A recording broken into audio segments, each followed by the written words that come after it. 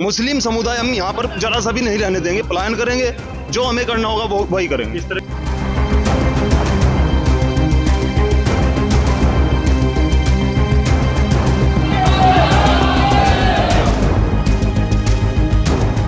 आज से 60 साल पहले एक फिल्म आई थी धूल का पुल, जिसमें साहिर लुधियानवी ने एक गीत लिखा था, तू हिंदू बनेगा ना मुसलमान बनेगा, इंसान की औलाद है इंसान बनेगा।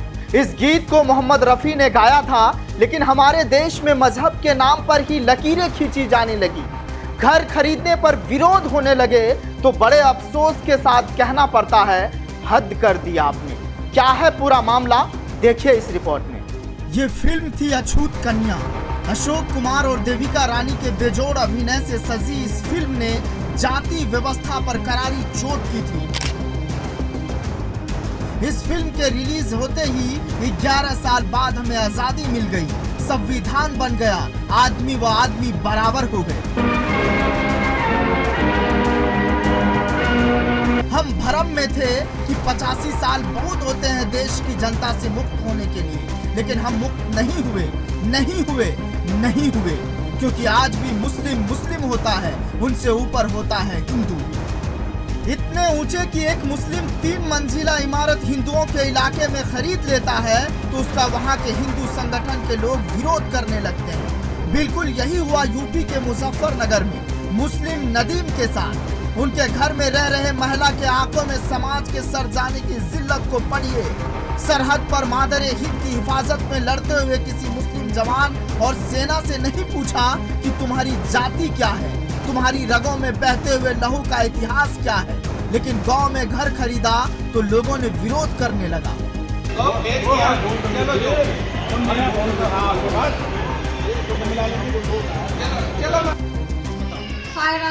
मतलब क्या हुआ कि कब से रह रहे हैं आप यहाँ पे? जी हमारे 1 महीना सारा ही हुआ, बस 1 महीना हुआ भी नहीं होगा। अच्छा, और हम तो मजदूरी के लिए आए हुए अपना। किस तरह की मजदूरी करते हैं यहाँ पे? जी साफ सफाई कर रहे हैं, मिस्त्री काम करके चले जाए, हम साफ सफाई कर रहे हैं, ईंट रोड सीमेंट रेता आप ये तो बात आप उनसे करें ना जो मालिक है, हम तो मजदूर, हम तो सबूत दे रहे, सारा हम तो सारा सबूत दिखा रहे हैं, तो देख लो। बताओ क्या यहाँ पे क्यों रह रहे हैं आप लोग? जी आप मजदूर अपना हम अपना बताऊंगी, बताओ जी। हमारे छोटे छोटे बच्चे, हम वहाँ किराए पे रह रहे थे जी, पहले किराए पे जब हम रह रहे थे तो जिन्होंने कोठी ली। मुजफ्फरनगर में एक मुस्लिम शख्स द्वारा हिंदू बाहुल्य इलाके में घर खरीदने पर बवाल मच गया। स्थानीय लोगों ने इसका विरोध किया। स्थानीय और कुछ हिंदू संगठनों से जुड़े लोगों ने प्रदर्शन करते हुए चेतावनी दी कि कॉलोनी में मुस्लिम परिवार को बसने नहीं दिया जाएगा।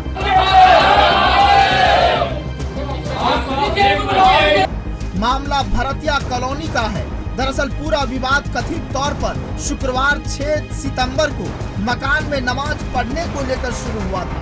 शिवसेना नेता बिट्टू सिखेड़ा ने आरोप लगाते हुए कहा कि हमारे लोगों ने मकान से 50-60 लोगों को नीचे उतरते देखा और यहाँ नमाज पढ़ी गई थी, जिसका हम विरोध करते हैं। नदीम नाम के व्यक्ति बोल रहा है, हाँ जी मैंने बैंक से ये नीलामी छुटाई है। उसको ये बताया भाई ये हिंदू बाहुल्य क्षेत्र है और आपको यहाँ नहीं लेना था। कई तरह की आप भी देख रहे हो, हर जगह हिंदू मुस्लिम मुद्दे उठे रहे, फिर झगड़े हो लंबे बढ़े, फिर वे जिले में फैले, प्रदेश में फैले, देश में फैले। ऐसी स्थिति ना करो, आपको नहीं लेना था और आप इसे खाली। उसने कहा मैं तो बेचने के पर्पज से लिया, कोई बात नहीं।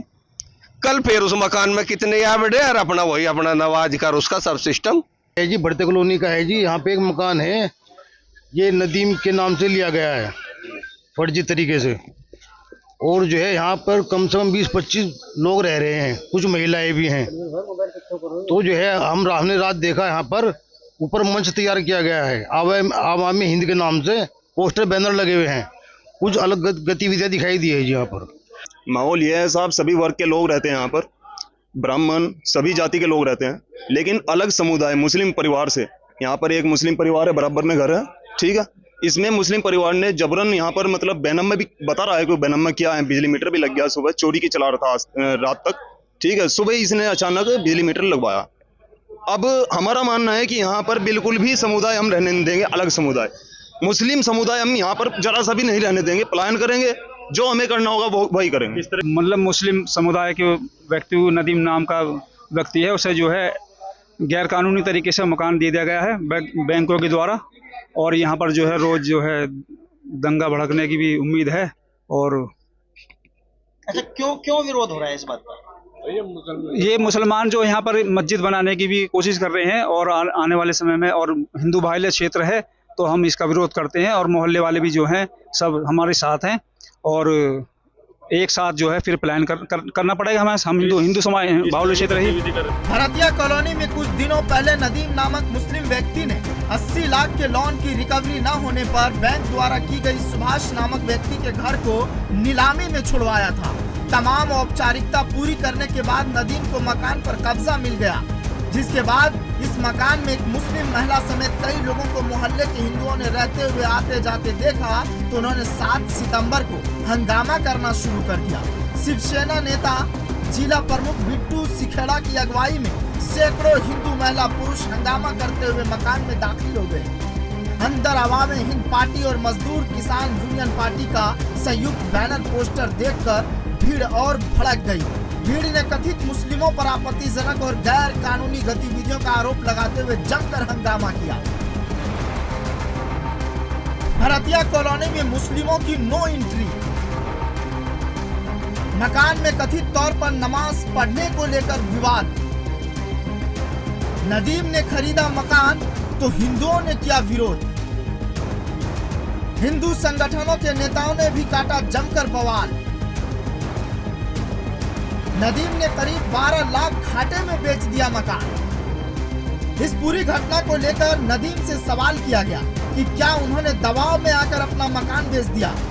इस सवाल के जवाब में नदीम कहते हैं, मेरी पार्टी है अवामी हिंद के नाम से, पिछड़े और अति पिछड़े की 3-4 पार्टियों का गठबंधन है। हम सद्भावना पर काम करते हैं, हिंदू मुस्लिम एकता को लेकर चल रहे हैं। मैं नहीं चाहता कि किसी प्रकार से देश में इस तरह का विवाद हो, हमारी सद्भावना मंच पर किसी तरह का आरोप लगे, इसलिए मैंने वो मकान बेच दिया है।